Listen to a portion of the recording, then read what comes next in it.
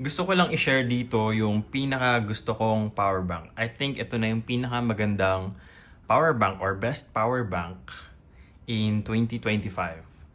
So, okay. Diretso na tayo doon sa ano nga ba yung pinaka magandang power bank na nahanap ko. So, simple lang. Ito lang naman siya. Mura pa. So, ito yung Rockspace na 10,000 milliamp hours power bank.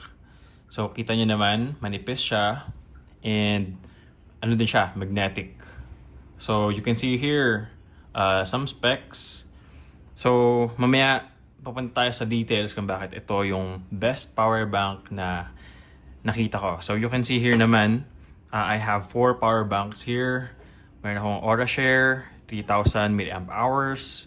Meron akong Ugreen, 5,000 milliamp hours. And meron din ako dito, Rapu, medyo gas-gas na. This is 30,000 milliamp hours. So, ito, definitely hindi mo to pwedeng dalhin sa airport. Or pwede nga ba?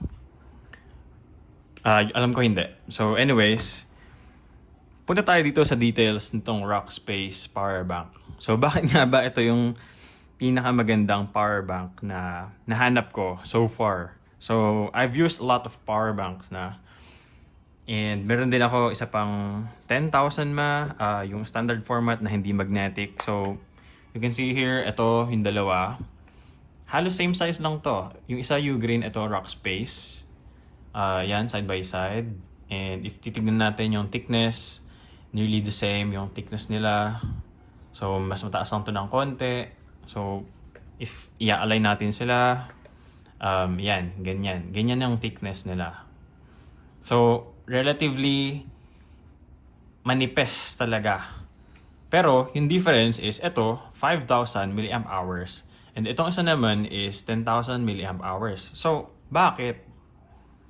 So, ano yung advantages nito and disadvantages nilang dalawa? So, ito, may wireless charging. Ang problema sa wireless charging, mag-overheat yung phone mo. And para sa Pilipinas, no, this is a no-go. Okay?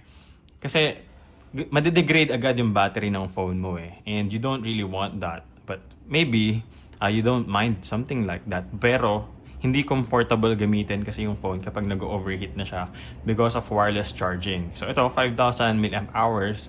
My wireless charging, pwede ka rin naman mag-charge through a cable, USB-C cable.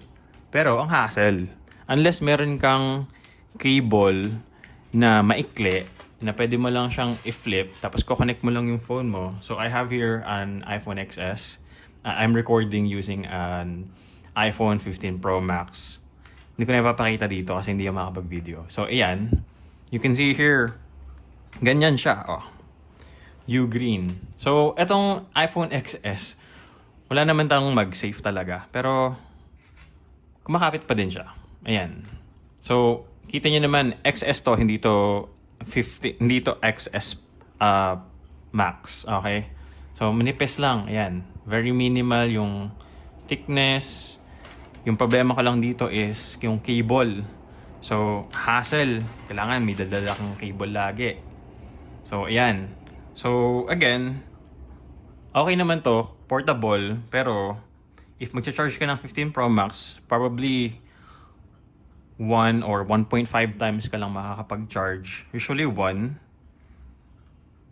Hindi mo na mafe-feel yung more than 2 siguro with this one, especially kung drained yung battery mo, charging ka from 0 to 100. So, ayan, yung for Ugreen. What about itong Rockspace? Ayan. Itong Rockspace, sorry, hindi to sticky eh. Ito kasi medyo sticky yung grip. Pero hindi yan mag-matter if may mag-safe naman yung phone mo. So, ayan. Ito, convenient. Disadvantage nito is wala siyang wireless charging.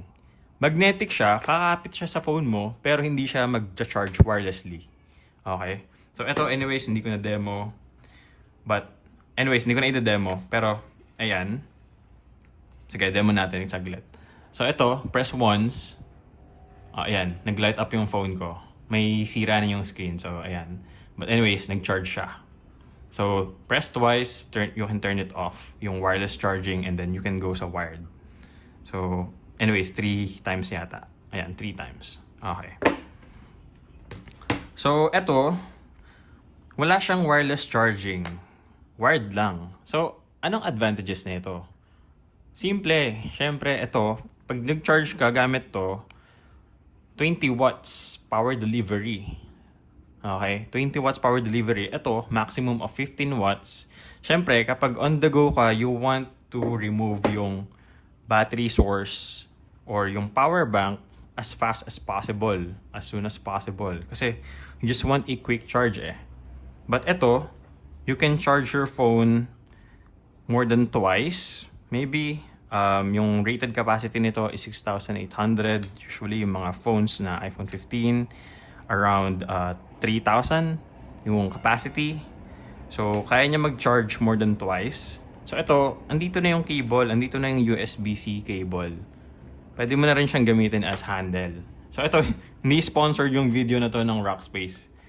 Really, gusto ko lang i-share na ito yung isa sa pinakamagandang power bank na nahanap ko, and I think this is really underrated sa Lazada or sa Shopee or any online shopping platform. So, ayan, Rockspace. Ito, pinakita ko lang, extra lang, just so you know na I'm using other power banks as well. Ito naman, 3,000. Very portable na rin siya, but 3,000, tapos around 60% efficiency, ilang percent na lang yung ma-charge mo dito. Siguro, kalahati lang, ubos na yung, kalahati lang ng ng phone mo, yung battery ng phone mo, yung kaya niyang i-charge. So, hindi ka makakapag 100% dito, especially if coming ka from 10%. So, ito naman, bulky siya sa part na ilalim. Ang haba. Gusto mo ibulsa ganito?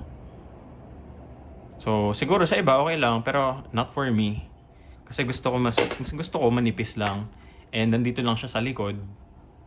Very convenient, very portable. Ang dali niyang isuksok sa bulsa or any bag. Same with this one. Meron lang cable, pero flexible naman to. So, I don't think that's an issue here. So, yan. Rockspace. They also have this in other colors. White. Meron din plain. Plain off-white. Plain black. And that's it. So, ito. Like what I said earlier. Need mo ng cable. Hassle. Ang bigat. Maybe if you're going to charge a USB-C laptop or tablet, this is also good. Or if you want, or sa iPad, this is also okay. Kasi, dami na ito eh. 30,000. Tapos 60% ng 30,000 ilan. So, more than 15,000 yung pwede mong i-charge. And that's good for how many charges? Dami. Kung iPhone, more than 5 charges. Kung iPad, maybe mga 3 charges, ganun. So, ayan. So, anyways, guys, this is the, Rockspace, Power Magnetic. Actually, sa Lazada, this is labeled as Tai. I don't know why. But anyway, Power Magnetic P28. And, ito pala, nakalagay here, 22.5 watts fast charging. Sabi ko kanina is 20.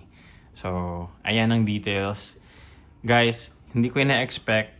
I think I purchased this around 1,000. 1,500. Naka-promo nung time na binili ko. And this one, I was able to buy for just 800 pesos. So, of course, free shipping.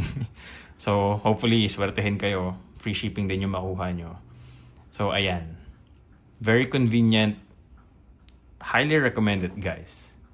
Feeling ko lang kasi talaga underrated siya. I'm sharing it with everyone. Hindi ito sponsored.